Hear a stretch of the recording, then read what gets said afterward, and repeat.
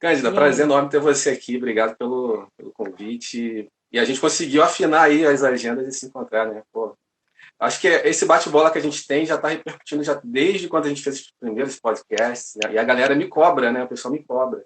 A Patrícia está aqui na Legal. live. A Patrícia está aqui na Uhum. live, é uma das que me cobram também. E Sim, conseguimos, né? boa. Que bom a gente poder juntar aí, né, as agendas nesse momento que tudo mudou tanto, né? A gente poder conectar novamente. E é bom a gente ir atualizando. Eu gosto muito de conversar aí com você e com o público. Eu recebo muito retorno do seu público também, muito, recebo muitas mensagens. Nossa Senhora, além de, né, de artistas que vêm trabalhar também, que estão lançando coisas, você tem uma galera muito criativa e muito produtiva. Então é bom a gente estar sempre em contato mesmo. Que bom. Bacana. Vamos nessa. Cândida, para quem não te conhece, queria que você falasse um pouco de você, de onde você Uhum. está, enfim, quando você começou. Enfim, tem muita gente que não te conhece de repente aqui. Vamos situar, né, o público Simbora. sobre o monstro que é você, já adianta. Não, que mostra o quê? Faz a trabalhar 15 horas por dia, é isso que a gente faz. Eu sou musicista brasileira, né? Tenho uma formação, tenho uma carreira como pianista, como cantora e compositora. Tenho uma formação erudita, e que depois se misturou com a formação em jazz, com formação em composição, e aí se abriu assim para um universo mais amplo. Hoje eu faço curso um PhD em composição transmídia, então eu trabalho com linguagens de imagem e som e numa universidade na Inglaterra e faço minha pesquisa em Nova York, na Columbia University. E, então eu vivo circulando aí. Hoje eu sou uma artista dedicada tanto à educação, né? Eu sou professora da Federal do Estado do Rio de Janeiro e agora em licença para doutorado e continuo atuando como mentora de vários artistas e tenho meu trabalho como compositora e como cantora, trabalho internacionalmente com vários produtores, gravo muito coisas para televisão, para game, para ads, para e o meu trabalho principal hoje é na área de instalação transmídia, eu trabalho com grandes instalações entre música, som e imagem, um nicho que eu escolhi assim trabalhar. E trabalho aí com uma turma muito boa, né? Assim, muito boa, tanto vários artistas internacionais fazendo consultoria de carreira. Eu digo que eu trabalho com o começo do processo criativo. Você trabalha lá no final, né, com o music business, com o lançamento. E eu digo que para ter lançamento, primeiro tem que ter a ideia, né? E a estruturação de um trabalho. Então, eu trabalho no começo dessa cadeia, né? Que é como é que a gente forma esse músico que tem condições de lançar um trabalho e como é que a gente organiza essas ideias para que elas tenham um corpo de um projeto, né?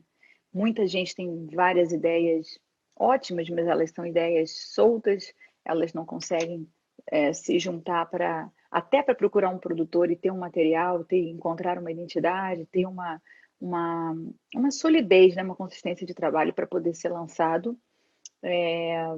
Esse é um momento importante e que ficava muito, né, Vinícius? Ficava todo mundo muito refém da coisa da intuição ou do talento, né? Era uma época que ou você tinha isso naturalmente ou você não sabia o que fazer com aquilo. Não existia formação para essa história. E aí a gente, com os anos, né, e com a evolução de toda a educação musical, de toda a educação artística, tudo, várias metodologias foram surgindo na área de preparação, mentoria, coaching, né, aulas. Então, eu me dediquei muito a isso na minha própria carreira, né, que passei exatamente a mesma coisa. Eu comecei a carreira muito cedo também, profissionalmente com 16 anos, mas vinha de uma formação desde criança, uma família de músicos e tal. E vi isso muito à minha volta, né? O mesmo pessoal que ia para uma faculdade de música, depois ficava perdido, não sabia. Você ter conhecimento musical e daí a lançar uma carreira é um abismo enorme, né? Como é que a gente se organiza para ser músico? O que a gente precisa fazer? Desde como estruturar os ensaios, como organizar as composições, como organizo meu processo criativo, como começo a compor, como desenvolvo. E aí tem outros problemas, vamos dizer, lançou um primeiro álbum. Eu me lembro que tem uma entrevista com a Zelena que ela dizia: não tem nada pior do que a angústia do segundo álbum, porque o primeiro álbum você colocou para fora as suas ideias, e aí o segundo vem como, né? O que ele vem depois disso? Então, continuidade de uma carreira, e a gente tem toda a história da música, se a gente for olhar, todos os nomes que a gente conhece, se vamos falar dos mais famosos, todos eles tinham mentores, todos eles tinham pessoas que eram dos seus círculos de apoio, todos, você pode olhar a biografia de qualquer um deles, vamos falar desde a música clássica, a música pop, todo mundo precisa o que eles chamam de círculos de apoio, de comunidade para compartilhar as ideias, para ter feedback, para aprender, para crescer. E a gente fala muito hoje em dia sobre a coisa da curadoria da aprendizagem, né? A internet, eu estudo bastante sobre isso, a internet hoje fala-se já de 5 bilhões de horas de informação repetida, o que significa que a pessoa pode ficar em loop assistindo vídeos de YouTube, um atrás do outro, que a maior parte tenta se formar de uma forma autodidática, que é possível, com certeza é possível, mas hoje a avalanche de informação que a gente tem, antigamente a gente tinha, se eu me lembro, por exemplo, meus amigos percussionistas na Bahia que aprendiam na comunidade, na rua. Tinha lá o mestre, a figura do mestre estava lá, passando aquela coisa, passando as levadas, passando os toques, passando as claves. E aí, de repente, todas as nossas tradições orais, elas ficaram muito confusas com a coisa da internet, da maravilha que é acesso à informação, mas é também eu digo que tem duas vias essa história. É uma coisa maravilhosa, a gente tem acesso a 1 milhão de coisas, ainda mais agora na quarentena, está tudo em live, né? O mundo está dentro da nossa casa. A gente tem acesso a qualquer informação, a qualquer artista, a qualquer coisa, e estão todos eles dando aula, né? Porque como o povo não está fazendo show, está todo mundo dando curso. Então, ou seja, qual é o filtro, né? Porque o que a gente mais vê assim, é uma formação que ficou fragmentada, a pessoa não consegue crescer. E eu digo, ontem eu estava falando isso com uma aluna aqui, eu posso fazer um mapa, assim, eu pego o disco, agora eu estou com um artista, assim, ele tem 3 discos lançados. O segundo é a cópia do primeiro, o terceiro é a cópia do segundo, que é a cópia do primeiro, porque a gente vai ficando em loop nas nossas ideias, né? Se você não tem um processo de aprendizagem, de crescimento, de ir se atualizando de uma forma direcionada, o que acontece é que a gente começa a ficar repetitivo. Você pode olhar, suas melodias são praticamente repetidas, suas progressões harmônicas, tudo muito repetido, estrutura de arranjo muito repetida. Então a gente começa a entrar num processo realmente muito fechado, porque precisa expandir mesmo ideias, precisa expandir conhecimento, precisa ter troca, precisa ouvir outros estilos, precisa ouvir outras línguas, precisa de imersão em cultura para poder, né, disparar novas ideias, senão a gente vai ficando um universo muito pequenininho e aí, travei. Claro que travou. Se precisa de mais, né, informação, precisa de mais, de uma renovação. Então, eu digo que, assim, como sempre, né, o professor, um mentor, um amigo, ele funciona para ajudar a gente a filtrar a informação, aí vira uma coisa assim mais direcionada, que para economizar tempo, para economizar energia. Olha como a gente está nessa pausa aí para ajudar a gente a encontrar esse caminho, né? Eu acho que é uma grande chance, né? Eu falando sem parar, fala você aí, Vinícius, o que você quer que eu fale? Conte aí. A gente Não, vai acho abrir que... para pergunta também. Tem um Vamos, pessoal aqui vamos, vamos. falando, olha, um montão de gente Tem, conhecida tem aqui. muita gente aqui falando saudade, Cândida, o pessoal Opa, já te conhece também dos podcasts, a galera tá boa. super Um montão de animada. coração aí, um montão de É, coração. você atrai isso, eu não sou, com certeza. Oh, não, que nada, isso daí são seus fãs todos aí. Um beijo para E, todo mundo é, aí. Espero que esteja todo mundo bem, em suas casas guardados, sim, né? sim. Fazendo música e a gente está vendo nosso Brasil aí entrando numa situação delicada também. É hora da gente se cuidar muito, muito, muito, muito, porque é um momento delicado e vai demorar um pouquinho aí para a gente reestruturar tudo, né? Sim. E, Cândida, aproveitando essa deixa que você deu de tanta informação, desse information overload que está vivendo, e agora na quarentena, uma das coisas que eu recebo como problema é o seguinte: poxa, Vinícius, eu não sei o que compor nesse momento que não seja referente ao que a gente está vivendo. Uhum, E aí fica aquele hiato, né? Eu componho alguma coisa que de repente não está conectado com o atual momento, porque tem muito essa máxima, né? Eu tenho que fazer uhum, alguma coisa que ajude as pessoas a superar esse momento. Tá legal, mas ficar nesse ciclo também só, será que é a solução? Será que você não pode uhum, variar? Como o uhum. artista ele pode, como é que a criatividade, na verdade, ela entra para auxiliar o artista a variar de repente a temática e sair dessa curva, dessa esfera e se diferenciar na composição nesse momento. Eu acho que é o grande Uhum, X, né? Como é que eu vou uhum. me posicionar compondo, sendo que de repente está todo mundo falando de uma coisa só, que é importante, obviamente, mas como falar de repente da mesma coisa de formas diferentes, num Exato. momento onde tudo converge para a mesma temática? Acho que é isso, né? A soma Ó, disso. tem muita gente perguntando isso, Vinícius, tem respondido isso todos os dias. Eu te digo assim, eu pessoalmente escolhi não falar sobre, eu nem pronuncio o nome do negócio. eu resolvi não falar desse momento, mas falar dos Eu também. sentimentos e das experiências que cruzam esse momento, que é a experiência humana, Legal. né? Que falam sobre, só falam sobre a solidão, que falam sobre transformação, que falam sobre medo, que falam sobre coragem. Então, assim, cada um vai olhar para essa experiência com uma ótica diferente, né? Eu preferi não me dedicar a projetos, não estou participando de nenhum que tenham como temática a quarentena, o problema em si. Porque eu acho que isso data uma obra, a menos que você queira fazer uma campanha assim, se é uma campanha para esse evento, obviamente eu digo assim, a música, a gente tem dois tipos de trabalho, né? Você tem um trabalho que é o seu trabalho de carreira, que aí esse é um trabalho que vai ficar para a posteridade, você decide o que você quer fazer, e a gente tem o nosso trabalho para a indústria, que é você está encomendado para fazer um trabalho que é TV, filme, o que quer que seja, e aí, se você está dentro de um trabalho de indústria, você tem um script na mão, você vai seguir aquele script. Ainda assim, eu estou procurando trabalhar tudo de uma maneira que é não datar a coisa e deixar a coisa mais leve e positiva possível. Como carreira, eu escolho não participar de ter um tema ligado a isso. Agora, por exemplo, ontem eu vi o lançamento de um clipe da artista Zana, que é maravilhoso. A música fala sobre se a gente parar. Então, ela fez uma coleção de vídeos, aproveitou muitíssimo bem artisticamente, super inteligentemente, sem falar em quarentena, mas são pessoas filmando suas pequenos clipes. Isso é uma solução extremamente inteligente. Se alguém tem uma solução inteligente para falar dessa quarentena, eu acho maravilhoso. Agora, falar o óbvio, acho delicado, né? Acho que isso fala pobremente desse momento, onde já está tudo muito repetido, muito reforçado. Você imagina o mundo inteiro está vivendo a mesma emoção, a mesma história, né?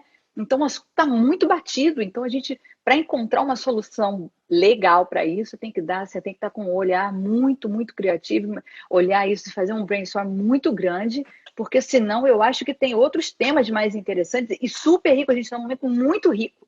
Não é que só tem um tema, é que está todo mundo olhando sobre o mesmo olhar, assim, que é esse olhar apocalíptico sobre esse momento. Mas é que tem tantas coisas acontecendo, tantas possibilidades de criação, de atuação, de estudo, de tanta coisa. É um momento muito rico, porque eu fiz uma live na semana passada e eu falei muito sobre isso, que assim, muita gente vendo o mercado fechou. Eu digo, o mercado explodiu. É o contrário que Contrário, né? aconteceu. Se a gente pensar que a gente ganhou toda a internet, antigamente a gente tinha algumas barreiras de lugar, ainda tinha, a internet estava aí, mas as pessoas tinham acesso aos seus lugares, né? Então, assim, de uma certa forma, o nosso público estava dividido entre o que acontecia presencialmente e o que acontecia online. Agora a gente ganhou o mundo inteiro. Até para quem trabalha, por exemplo, eu dou aula. Sim, quantos milhões de pessoas falando português a gente tem no mundo? Que hora é essa a gente tem de uma grande troca entre artistas de língua portuguesa, com outras línguas? Meu Deus, isso é um momento assim extremamente rico para a gente aproveitar. Então, eu acho que também com relação a temas de criação, que é preciso dar uma olhadinha assim com um pouquinho mais né, com uma lente um pouquinho mais ampla para a gente não ficar chovendo no molhado, né? Sim. E como é que você enxerga o artista vivendo essa situação, tendo que buscar, de repente, referências para não se manter na bolha, né? Como é que você orientaria ele a buscar referências criativas em si, para ele poder ter um processo de composição realmente mais criativo, né? Do que sempre caindo na mesmice, enfim. Quais as ferramentas que Ó, você encara que são importantes nesse momento? Vinícius, o que eu mesmo faço e muito, que é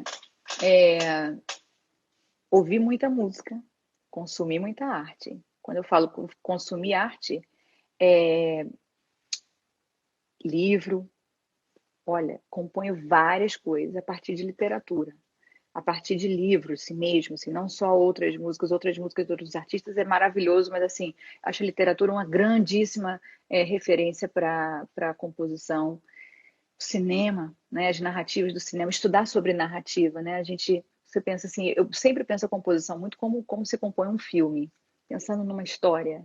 O que é essa história? Se a sua música consegue criar uma narrativa igual a gente cria para um filme, acho que é uma música rica, especialmente porque agora todas as músicas têm na carreira pop, né, tem uma linguagem muito com o clipe. Então, nossas músicas, elas são muito ligadas à narrativa audiovisual, né?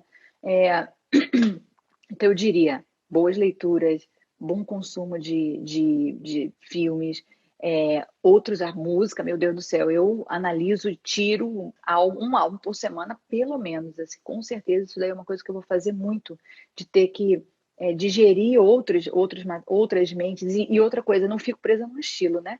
Que é uma coisa que muita gente faz, só escuto dentro do meu estilo.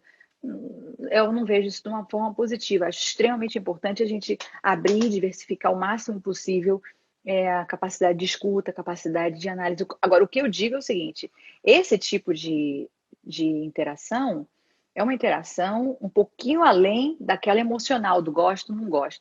Não gosta por quê? Então, me dê dados aí para a gente poder entender o que acontece. O que é que eu não gosto aqui? Porque aí, quando eu mapeio o que eu gosto, o que eu não gosto, eu posso usar ou não na minha composição ou não, né? Então, assim, é importante a gente ter o que a gente chama, né, de uma apreciação crítica de um trabalho. Então, eu estou lendo um livro, eu estou vendo. Quando eu digo crítica, de novo, é um termo num sentido mais conceitual, que isso é ruim, isso é bom. Não é ruim, é bom.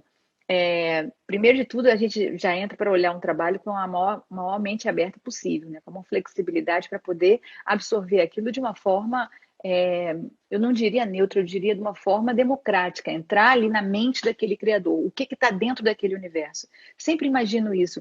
Qual é o universo daquele criador? Às vezes, trabalhos que eu considero muito ruins, mas eu tento entender qual é aquele universo, o que está acontecendo ali, qual é aquela história, que mente produziu aquilo, que mentes estão associadas àquilo, que mentes consumem. Perdão, estou falando, misturando língua aqui. Que mentes consomem aquele trabalho também. Eu acho super importante a gente pensar nesse tripé, nessa coisa. Quem criou, quem gosta, quem consome, quem não gosta, assim, pensar na coisa do contexto. Acho extremamente rico isso para um compositor.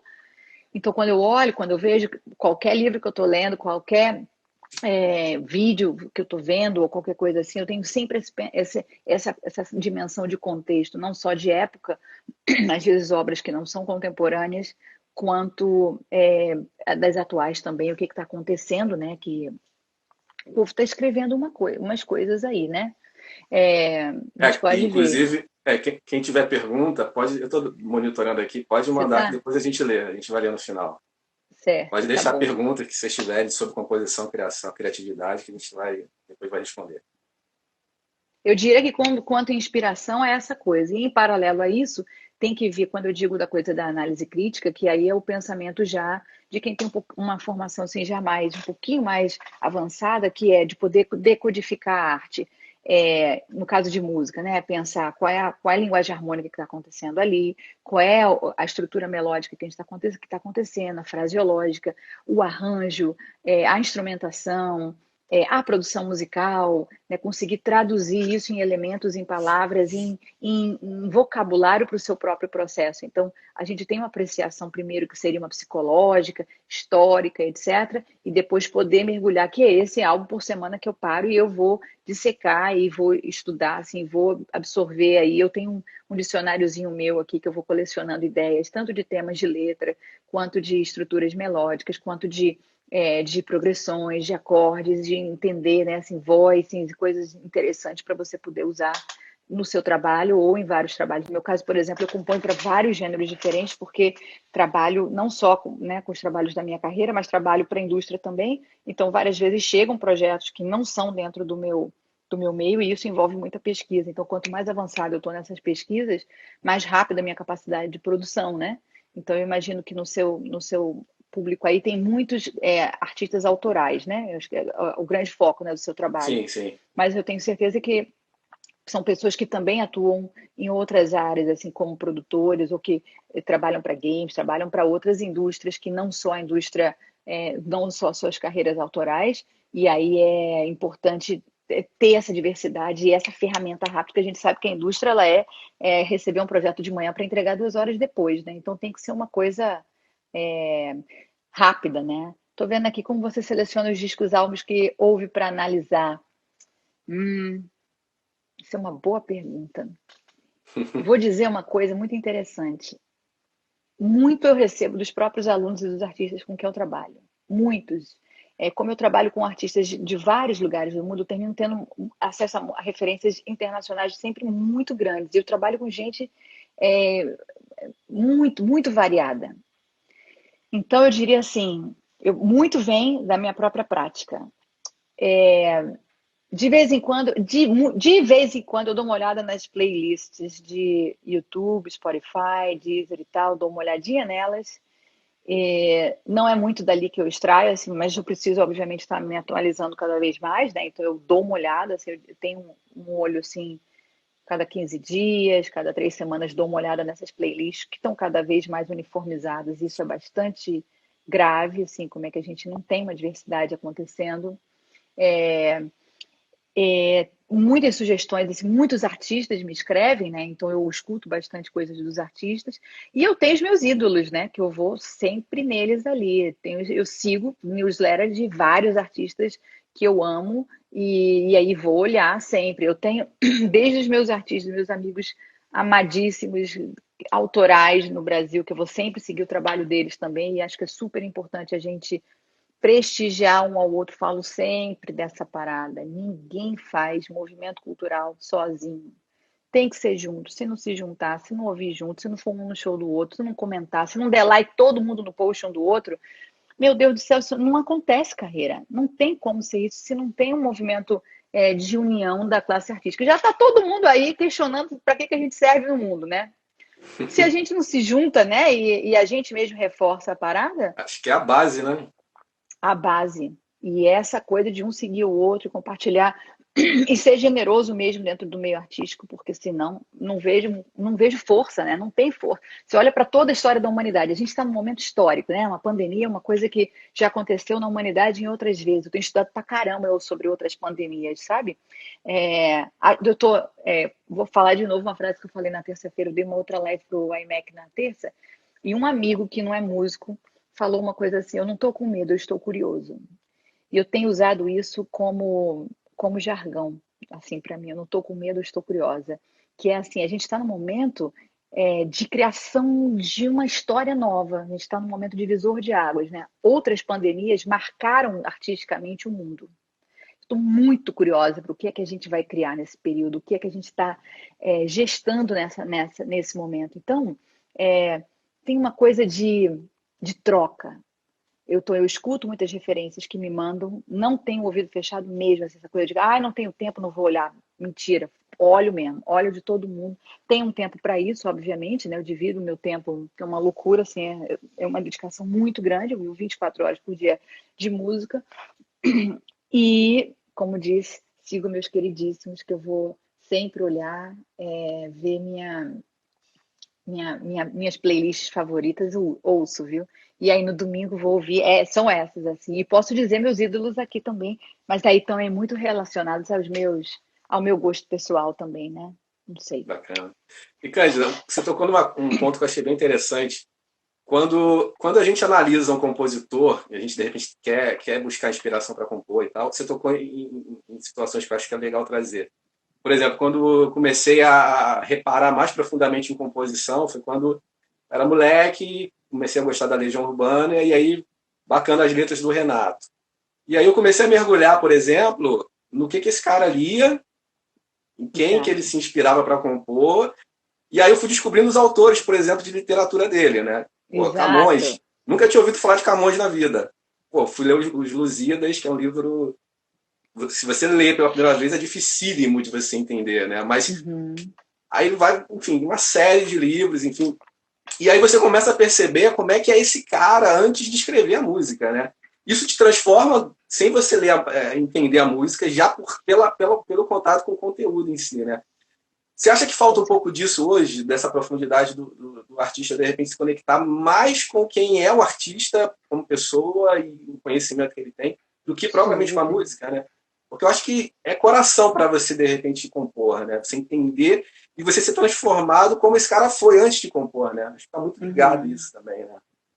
Então, Vinícius, é aquilo que eu estava falando da história do contexto, aquele terreno que eu fico. Quem é essa mente que está compondo isso, que está escrevendo essa história? Isso. Quem são as mentes que estão gostando dessa história? Quem são os haters? Adoro os haters também, eu vou olhar lá um por um. Quem é essa mente que É. está odiando esse trabalho também, entendeu?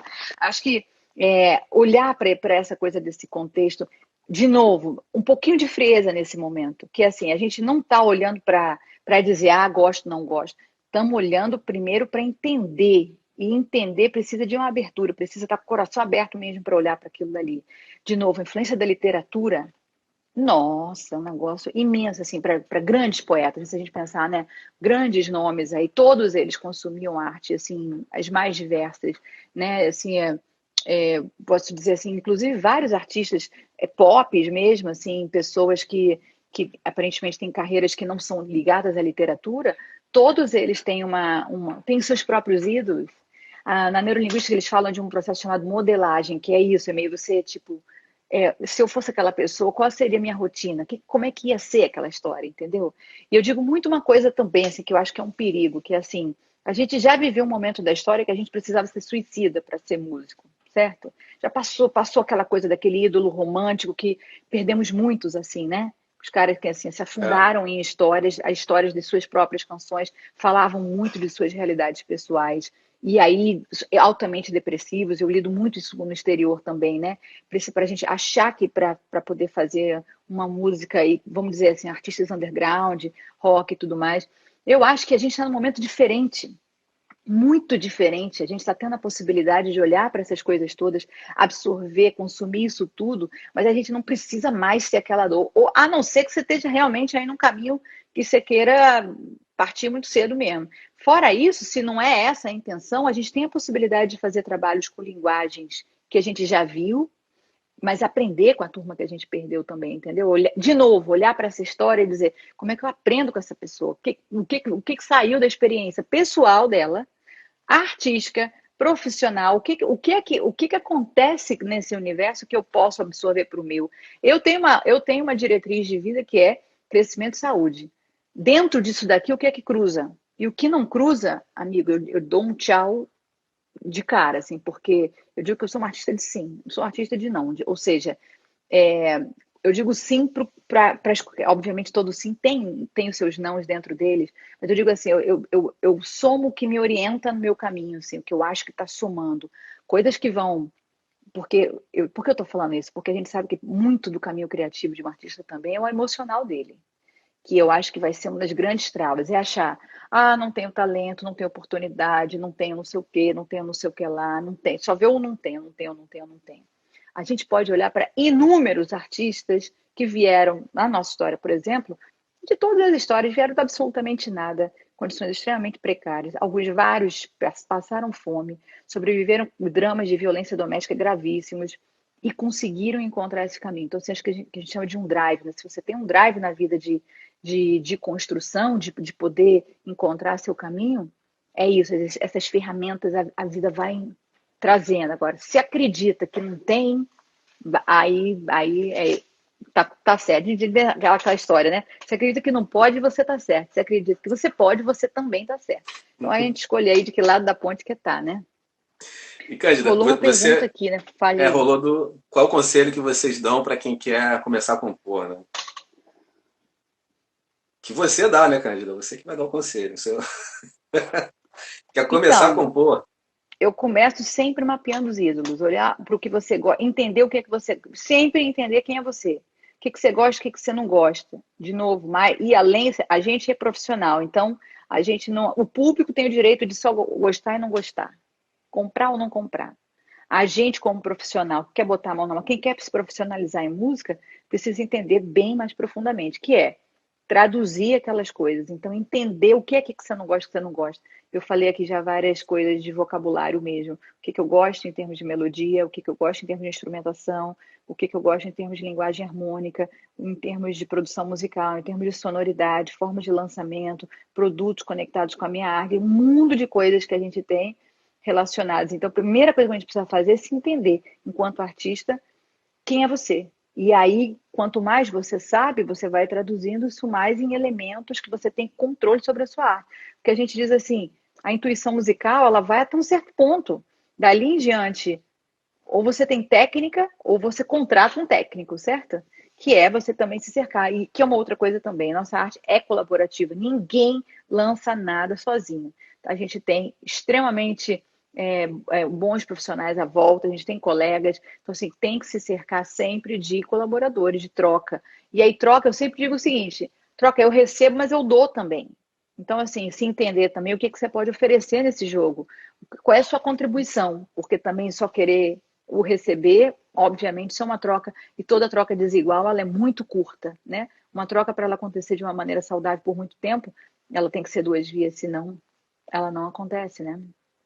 E, Cândida, uma pergunta. Como é que você vê essa relação que existe na cabeça de muita gente, principalmente dos artistas independentes, de ter que equalizar ali a composição a um estilo de consumo de música que não necessariamente está adaptado ao que esse cara quer realmente compor, né? Então, para ele sente que para ele compor uma faixa que vai ser consumida, ele tem que abrir mão de um monte de coisa, e de repente não é isso, mas ele se submete e abre concessões. Como é que você vê isso e como é que você acha que o músico tem que equilibrar isso na carreira dele, para ele poder, se ele tem essa visão de mainstream, por exemplo, de midstream, Uhum. de alguma forma ele vai ter que fazer concessão, né? Como é que você enxerga isso? Como é que você acha que tem que acontecer, não tem que acontecer, ele tem que fazer o que ele está na cabeça dele, ou ele tem que, de repente, de alguma forma, se submeter a formatos? Como é que você enxerga isso? Vinícius, que pergunta difícil tu me mandou aí agora, hein?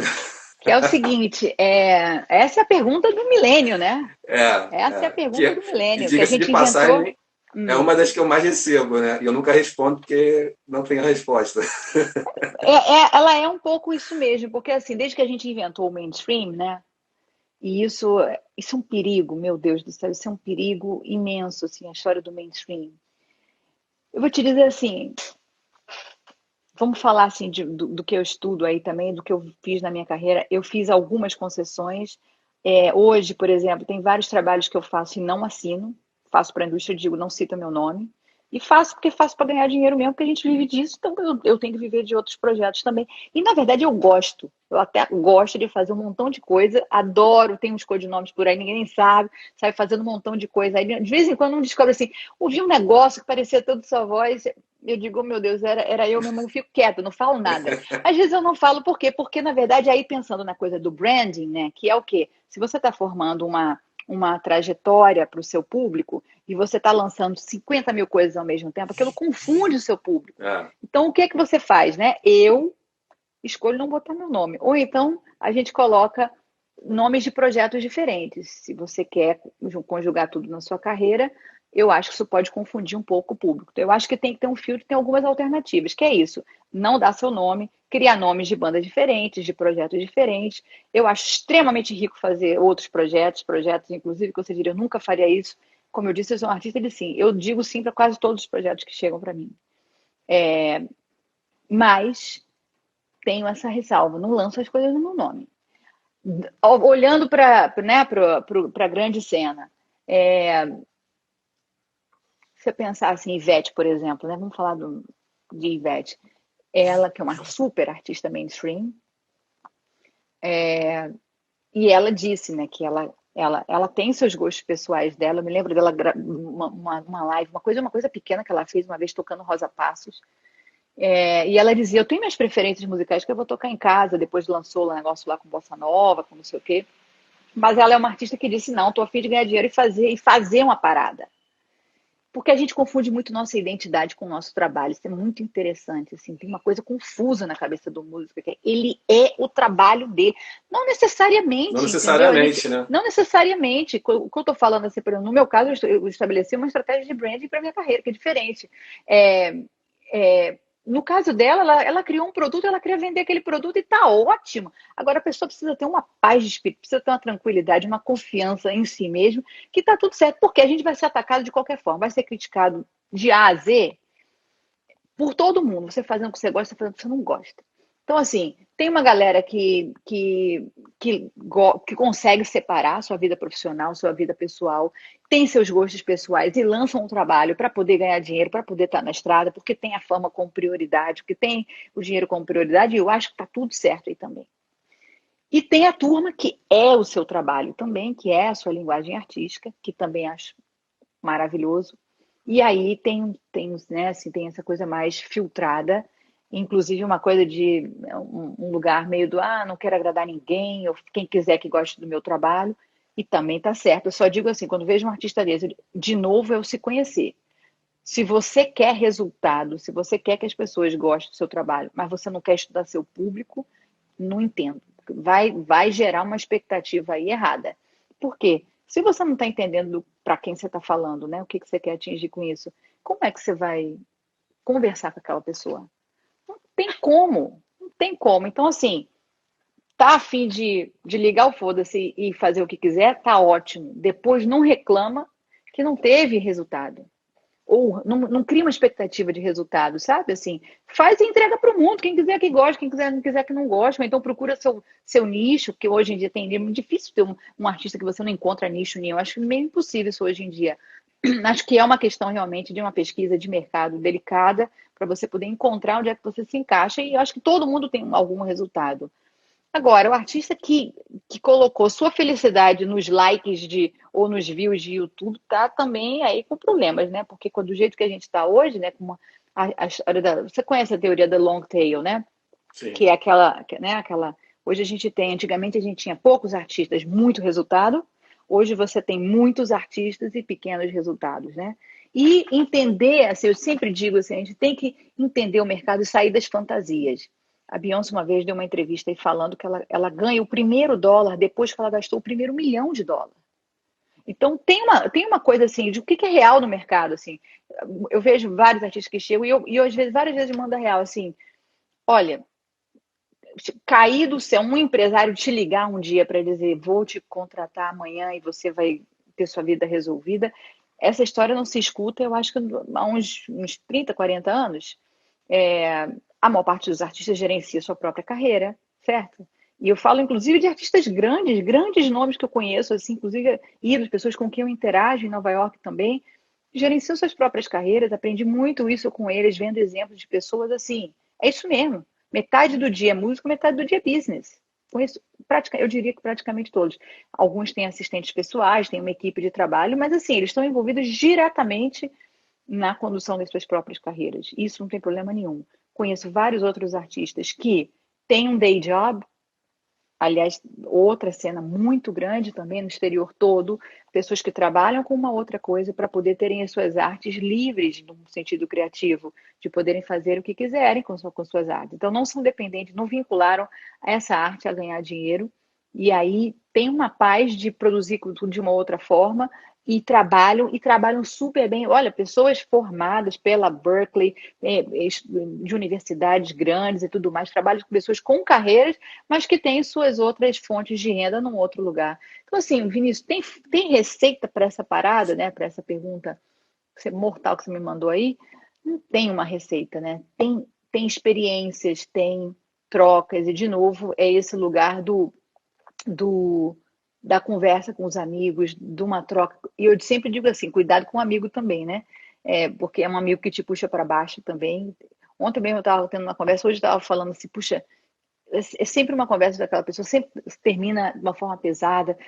Isso daí, essas conversas não alimentam a gente, né? Elas não te ajudam a encontrar um horizonte. Então, acho que essa coisa dessa sintonia de buscar um horizonte, o que que eu posso fazer, ou como eu posso fazer, não é o será que eu posso. Será que eu posso, ele já tem, ele permite o sim ou o não. A pergunta é sempre o como. Como é que eu posso fazer para alcançar essa parada aí? E aí, de novo, seguir o coração aí muito, né? Porque isso é uma resposta muito individual, muito individual. E eu acredito que isso está muito ligado ao que você falou de se você não tem uma audiência que compactue com aquilo que você está fazendo, você vai fazer música para você, né?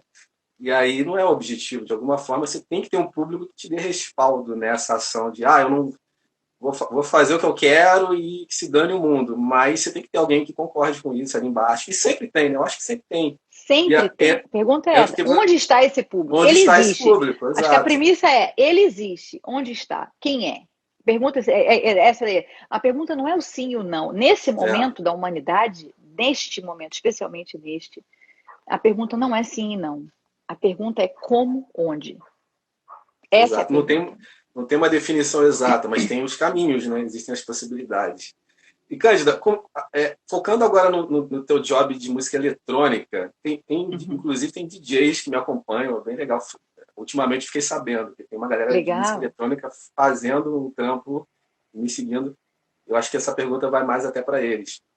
Como é que entra agora essa questão de criatividade e composição e busca de influências para o segmento eletrônico, uma vez que, no teu caso, você acaba atendendo o mercado também corporativo. E eu acredito que o nicho eletrônico ele tem até essa veia mais potente de atender o corporativo muito mais frequentemente do que, de repente, outros nichos, né? Mas como é que você lida com a criatividade nesse segmento, especificamente? Tem alguma diferença, de repente, muito gritante de um segmento mais focado no popular, assim, ou não? Como é que é essa experiência no teu segmento em si, né? De produção, né? Você está falando com relação à produção, né? A parte criativa. A parte criativa na produção. Vinícius, tem alguns operacionais um pouquinho diferentes, né? Assim, eu digo que a criatividade ela é semelhante em todos os meios, né? Quando eu penso na composição clássica, quando eu penso na composição eletrônica, quando eu penso na composição popular, quando eu penso na composição do jazz, assim, eu vejo que assim os elementos criativos, esses disparadores, como eu falei para você, os alimentos de criatividade, eles são muito semelhantes. O que acontece é que o operacional é diferente, né? Bem diferente. Quando você tem assim os estilos mais popular, eles são muito mais orgânicos no sentido da roda do amigo, de senta para compor e vamos fazer junto uma noite e aquela diversão. É muito mais humano, diria assim, muito mais próximo, né? São as sessões de composição que são maravilhosas, amo, sinto muita falta, porque no exterior a gente não se encontra para compor, quase, né? Assim, a vida em Nova York é uma vida muito corrida, todo mundo trabalha demais, então você não tem assim, essa disponibilidade do amigo, por exemplo, quando eu penso toda a minha juventude na Bahia, assim, se encontrando todas as noites e compondo e fazendo, e experimenta, e música ruim, música boa, e sabe, e aquela vivência que vem muito dessa troca, ela é diferente no cenário da música eletrônica, né?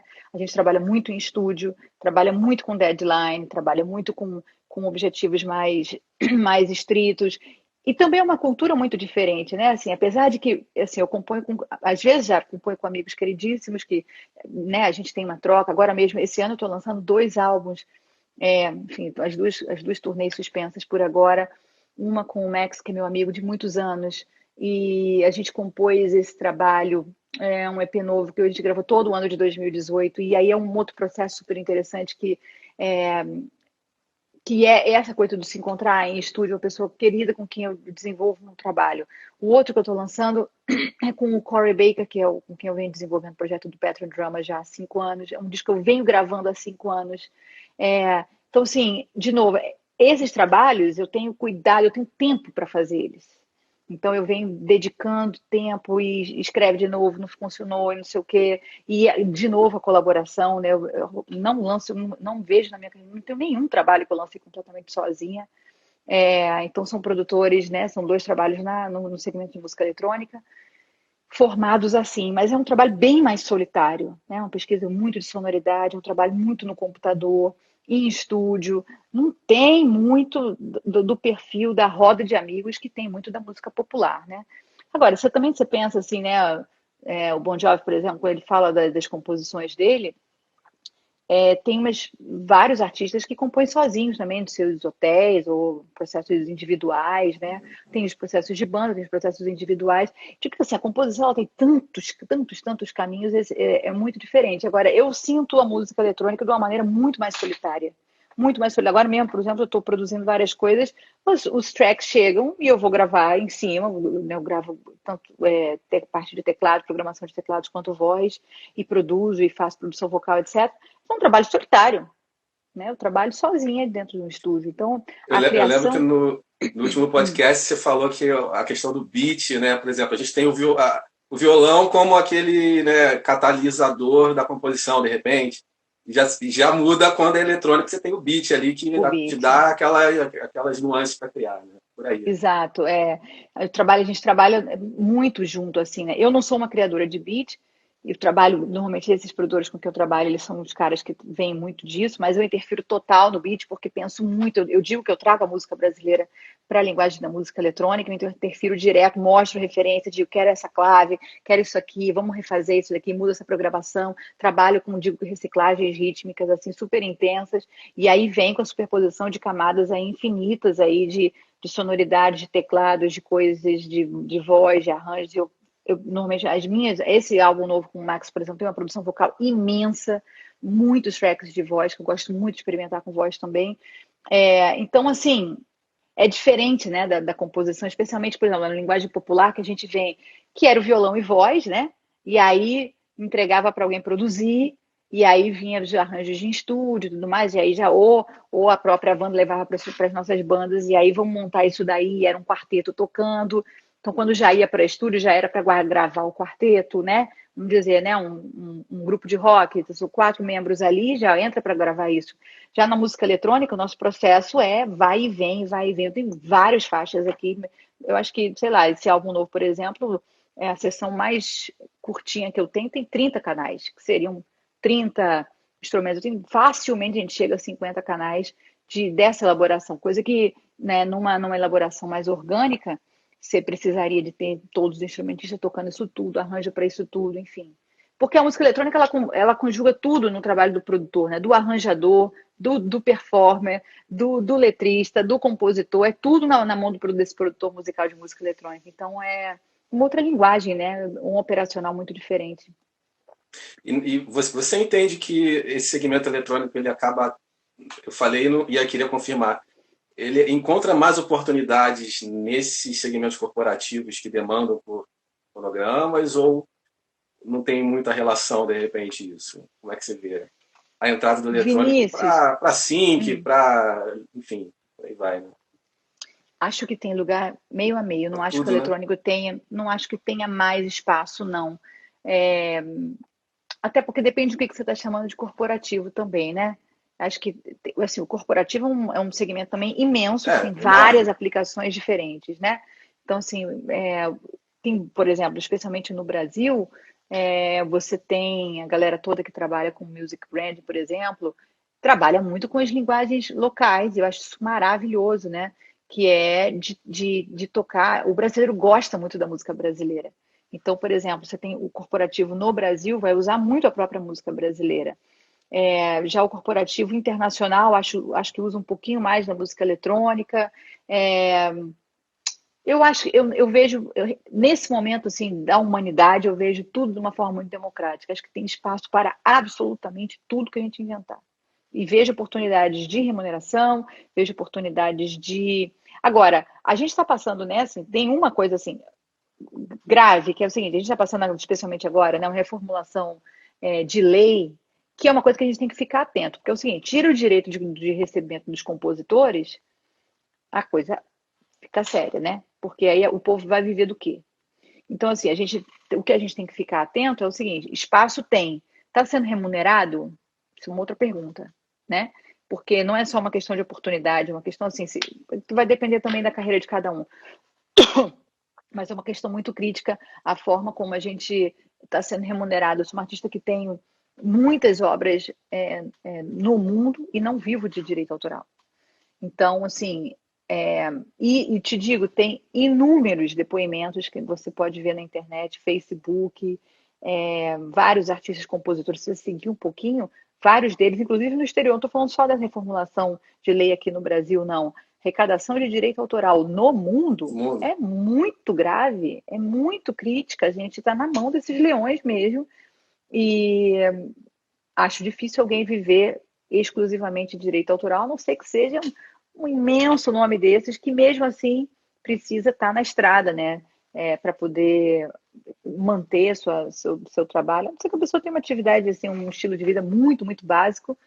Mas, enfim, uma questão complexa. Eu diria, tem mercado para tudo, daí a ser rentável ou não é uma outra resposta, né? Sim. Cândida, daqui a 7 minutos o Instagram vai derrubar a gente, né? É uma hora Sim. de live. Você quer que a gente toque, a gente continue? Porque tem muita pergunta que eu, inclusive, eu já tinha recebido antes. Eu anotei aqui que eu quero te fazer. Se Vamos dar uma derrubarem a olhada. gente, se derrubarem a gente, a gente levanta a live Tá, daqui a pouquinho. eu tenho até mais 20 minutinhos aqui pra gente, que eu entro em outra reunião aqui também. Vamos ver como é Tá, que a gente fecha isso aí. vou fazer umas duas aqui, que Tá, daqui a 7 minutos o Instagram derruba aí. tá bom. Pergunta da Aline, né? Se existe exatamente uma estrutura refrão, ponte, refrão, botou entre aspas aqui, né? para que uma música ela seja considerada popular. Tá falando de métrica, enfim, se existe alguma estrutura que ela tem que seguir para compor algum tipo de música popular, acho que é isso que eu quis dizer, né? Existem muitas, né? Existem muitas fórmulas, muitas receitas. Sempre digo assim: escolhe 5 músicas que você gosta e analisa. Vai dar uma olhada ali, as 5 suas favoritas. Cada música é muito fácil de estudar assim, né? Assim, quer dizer, muito fácil depois que a gente já tem ali o caminho digerido. Quando eu falei sobre a coisa da escuta crítica, né? A escuta crítica é justamente essa: ouve e traduz o que é que você gosta, o que é que você não gosta. Uma fórmula não existe. Muita gente pergunta, dá uma fórmula. E aí, quem tiver vendo, e aliás, o que mais tem a gente vendendo fórmula no Facebook, eu fico vendo fórmula do não sei o que, fórmula do não sei o Ah, que lá. Eu acho ótimo que tá todo mundo ganhando muito dinheiro com aquilo, resultado que é bom, não sei. E até porque se tivesse uma fórmula, eu acho que eu não seguiria ela. Porque você imagina todo mundo seguindo a mesma fórmula, gente? Pelo amor de Deus, que chatice vai ser ouvir uma playlist, uma atrás da outra, totalmente previsível, previsível, previsível, previsível. Eu gosto muito de música fora de fórmula, adoro estilos experimentais, super encorajo meus alunos a experimentar, falo, vamos tirar isso aqui? Quebra essa fórmula aqui. Não, não, não, tá muito dentro de padrão. Às vezes está completamente fora de padrão, também depende. A pessoa está criando um negócio que quer o mainstream, eu digo, tá muito experimental, bora mais dentro da fórmula. Então, assim, existem várias fórmulas. Daí a seguir ou não, depende também do tipo de carreira que está sendo que se quer construir, né? Espero ter me ajudado aí. é uma pergunta que a gente responde e ao mesmo tempo fala assim, ouve, por exemplo, ouça Agnes Obel, de repente, né? Começa a Exato, compreender essa galera, Amanda Palmer e tal. exato, Bacana. exato. E para fechar, vou pegar mais uma aqui para a gente terminar. O Bruno pergunta se o mainstream ele realmente existe por causa das fórmulas, uma coisa, ou se as fórmulas existem por causa do mainstream. Puxa, Aí povo quem caprichou nasceu nesse. primeiro, né? Quem Quem nasceu nasceu primeiro, o ovo ou a primeiro? galinha, né? Ó, eu vou chutar aí. Eu acho que o mainstream surgiu primeiro. Primeiro, né? Porque, Também e o acho. mainstream surgiu, não foi a partir da música, o mainstream surge a partir de um investimento de mídia. Você massifica a imagem de um artista e aí aquilo vai se tornando cada vez mais. Não é porque aquela fórmula. Ninguém se apaixonou pela fórmula, gente, e aí depois a gente saiu reproduzindo o negócio, não. O que aconteceu foi assim: é uma grande. Estudar um pouquinho, né, do que está por trás do marketing. O que acontece é uma lavagem cerebral. Você vê aquele artista, qualquer coisa que você abre aquele artista. Eu tenho uma raiva desse YouTube. Se você colocar ele no automático do playlist, toca todos os dias a mesma música, gente. Eu digo, não quero ouvir esse artista mais, que coisa chata. Você começa até a ficar com raiva do artista, porque o YouTube coloca toda vez. Então, o que está acontecendo é que a gente passa uma massificação de informação. Então, aí começa a aparecer, meio que se acostuma com o negócio. Pô, e de novo, de novo, de novo. Então, diria que eu tenho uma teoria interna aqui de que o mainstream surgiu primeiro. Também acho. Cândida, prazerzaço enorme ter você comigo aqui nesse Meu encontro. Vinícius, Agora, podcast e audiovisual também, né? Então, boa, pela primeira vez a gente conseguiu juntar os dois e duas acho coisas, que né? a gente ficaria aqui só te ouvindo, entendeu? Não, Você vê que eu imagina, isso nem conversa. falei o Diga, menos possível, porque é para não atrapalhar. Então, queria que você fico feliz aí. deixasse os últimos recados que você quiser. Você está aberta, muita gente me pergunta isso, a Cândida faz mentoria e tal, enfim. Se você estiver fazendo, enfim, como é que está aí a tua agenda e quem quiser pode Eu entrar em contato, não pode? fico super feliz aí de conversar com o pessoal de novo aí do Palco Digital. É, eu tenho alguns ciclos que eu recebo gente, alguns fecham, outros entram, então depende assim do momento. Então assim, fico feliz de poder ouvir e colaborar assim à distância, mas eu tenho alguns ciclos de trabalho que precisam ser consultados assim de tempo a tempo, até porque eu estou no meio de um doutorado sem bolsa do governo brasileiro, então eu preciso trabalhar para pagar meu doutorado, mas eu ao mesmo tempo tenho meu tempo dedicado assim entre a minha carreira e a parte de educação. Então, fico feliz de poder colaborar em algum momento. Se você puder deixar os links aí, fico super feliz. Convidar o pessoal também, eu lanço materiais aí novos esse ano, em algum momento eles vão sair. E eu acho que é isso. Quero desejar que todo mundo tenha aí muita criatividade nesse momento. É um momento da virada, da gente aproveitar essa chance para estudar, criar bons materiais, estar bem orientado, ficar bem. Manda um beijo para todo mundo. A Patrícia aí falando aí. Patrícia aí. Deixa um beijo para todo mundo. Passaram várias pessoas conhecidas. Agradecer o carinho de todo mundo sempre, que me escrevem muito. Vinícius, agradecer aí o convite mais uma vez. E acho que é isso. E a gente se vê aí em breve. Legal. E ó, quem está seguindo aqui o Palco Digital e não segue a Cândida, pelo amor de Isso. Deus, né? Siga aí Just Cândida e tá aí o perfil dela também, é só seguir. E, Isso. enfim, Cândida é uma das pessoas mais incríveis que eu conheci, então, lá no mercado da música. Recomendo Obrigada que você aí por siga, Deus. por favor. Uhum. Então, Cândida, é isso. Tá bom, Obrigado. querido. Tudo Vocês de que bom estão para aí, você. gente. Tamo junto. A gente vai certamente se reencontrar em outros podcasts, outras lives aí. Você tem a chave da porta aqui, com certeza. Combinado, combinado. Igualmente aqui, tá? Tudo de bom. Tá Um bom. abraço para todo mundo. Tchau, tchau. Tchau, tchau. Abraço.